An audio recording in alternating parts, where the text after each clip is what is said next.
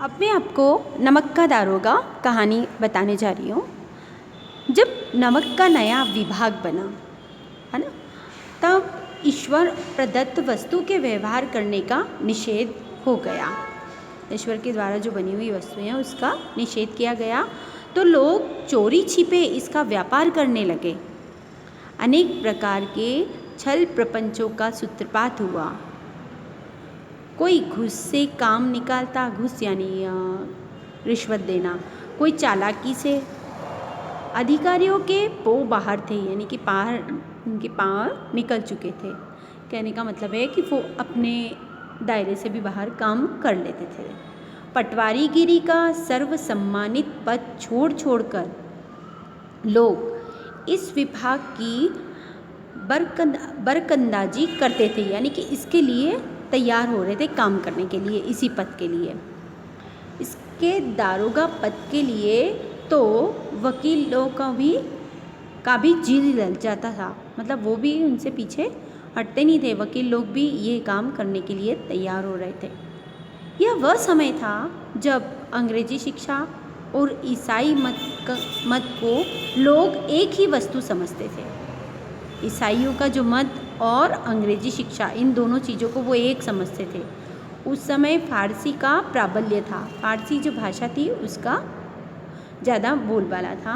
प्रेम की कथाएं और श्रृंगार रस के काव्य पढ़कर फारसीदा लोग सर्वोच्च पदों पर नियुक्त हो जाया करते थे। कि वो खाली प्रेम और श्रृंगार रस की काव्य को पढ़ करके उच्च पद पर नियुक्त हो जाते थे, ऐसा भी होता था उस समय।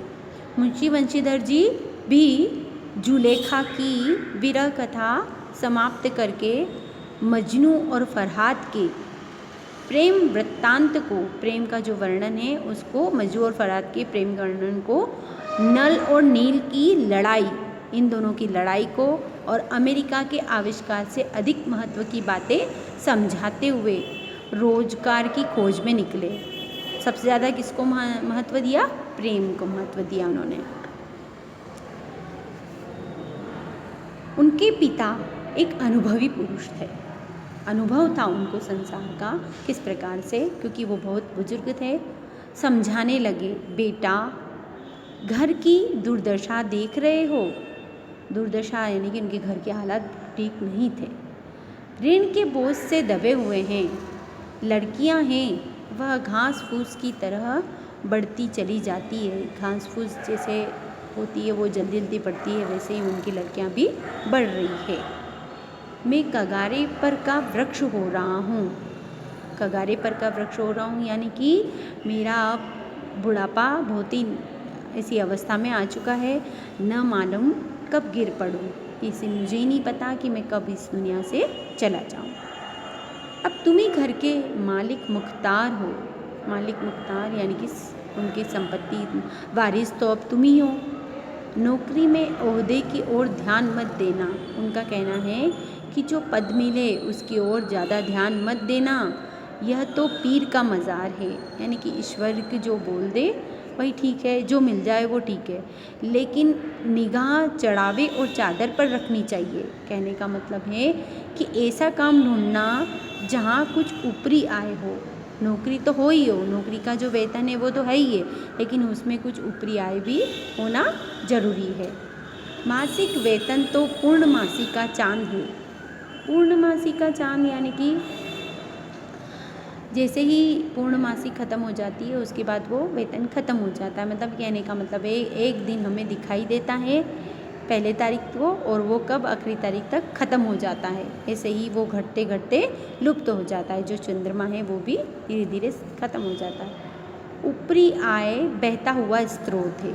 जो ऊपर से जो आय होती है वो हमारी आमदनी हमारे हाथ में रहती है, जिससे सदैव प्यास बुझती है। उसको अपन हमेशा उससे ही अपने को लगता है कि अपने पास में कुछ पैसा है।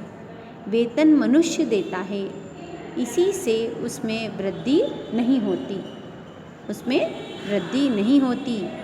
ऊपरी आमदनी ईश्वर देता है, इसी से इसकी बरकत होती है। तुम स्वयं विद्वान हो, तुम्हें क्या समझाऊं। इस विषय में विवेक की बड़ी आवश्यकता है। मनुष्य को देखो, उसकी आवश्यकता को देखो, अवसर को देखो, उसके उपरांत जो उचित समझो और करो। ये मेरा जो तजुर्बा है वो मैं तुम्हें बता रहा हूँ, यानी कि जो वंशीधर है उनको बता रहे हैं। गरज वाले आदमी के साथ कठोरता करने में लाभ ही लाभ है, यानी कि जिसको हमारी गरज है उससे पैसा ले सकते हैं, उससे कठोर व्यवहार करके, लेकिन बेगरज के दांव पर पाना जरा कठिन है। जो बेगरज इंसान है उसको पाना बहुत ही कठिन होता है। इन बातों को निगाह में बांध लो, समझ लो इसको अच्छी तरह से। यह मेरी जन्म भर की कमाई है। एक पिता अपने बेटे से कहता है कि यह मेरी पूरे जन्म की कमाई है, इसको तुम्हें समझना होगा। इस उपदेश के बाद पिताजी ने उसे आशीर्वाद दिया। वंशीधर बहुत ही आज्ञाकारी पुत्र थे। ये बातें ध्यान से सुनी, सब बातें, तब घर से चल खड़े हो गए। इस विस्तृत संसार में उनके लिए धैर्य अपना मित्र, बुद्धि अपनी पथ प्रदर्शक और आत्मावलंबन भी अपना सहायक था। इन तीनों चीज़ों को वो उससे आगे बढ़े, लेकिन अच्छे शकुन से चले थे। बहुत अच्छा शकुन था उनके लिए। जाते ही जाते नमक विभाग के दारोगा पद पर प्रतिष्ठित हो गए। कौन? वो वंशीधर थे। प्रतिष्ठित हो गए। वेतन अच्छा और ऊपरी आय का तो कोई ठिकाना ही न था। वृद्ध मुंशी जी को सुख संवाद मिला तो फूले न समाए। महाजन कुछ नरम पड़े। कलवार की आशा लता लहलहाई, यानी कि उनके अंदर का जो हृदय है वो महकने लग गया। पड़ोसियों के हृदय में शूल उठने लगे, यानी कि उनके अंदर कांटे जैसा फिल होने लगा, है ना। सबसे ज़्यादा पड़ोसियों को खटकता है, घर में पैसा आता है तो इनके यहाँ अच्छा कैसा होता है, वो सब चीज़ उनके समय में भी होती होगी। जाड़े के दिन थे, ठंड के दिन थे और रात का समय। नमक के सिपाही चौकीदार नशे में मस्त थे। नमक के जो सिपाही थे, उसकी रखवाले करने वाले, वो बिल्कुल नशे में थे और मस्त थे। मुंशी वंशीधर को यहाँ आए अभी 6 महीने से अधिक न हुए थे, केवल 6 ही महीने हुए थे। लेकिन इस थोड़े से समय में ही उन्होंने अपनी कार्यकुशलता और उत्तम आचार से, अपनी कार्यकुशलता यानी कार्य में वो बहुत ही दक्ष थे, और अपने व्यवहार से अफसरों को मोहित कर लिया था। अफसर लोग उन पर बहुत विश्वास करने लगे, उन पर बहुत गहरा विश्वास करते थे।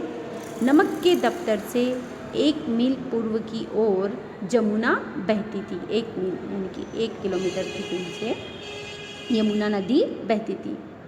उस पर नाव का एक पुल बना हुआ था। नाव है, उसका एक पुल बना हुआ था। दारोगा जी किवाड़ बंद किए मीठी नींद से सो रहे थे। अचानक आंखें खुली तो नदी के प्रवाह की जगह गाड़ियों की गड़गड़ाहट तथा मल्लाहों का कोलाहल सुनाई दिया। उठ बैठे। उन्हें अचानक शोर हुआ तो वो उठकर बैठ गए। इतनी रात गए, गाड़ियाँ क्यों नदी के पार जाती है? अवश्य कुछ न कुछ गोलमाल है। उनको ऐसा लगा कि कुछ न कुछ गड़बड़ी तो है। तर्क ने भ्रम को पुष्ट किया।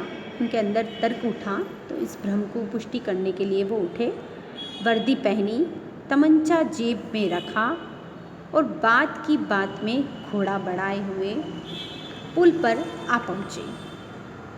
गाड़ियों की एक लंबी कतार पुल के पार जाती दिखी तो वो हैरान हो गए।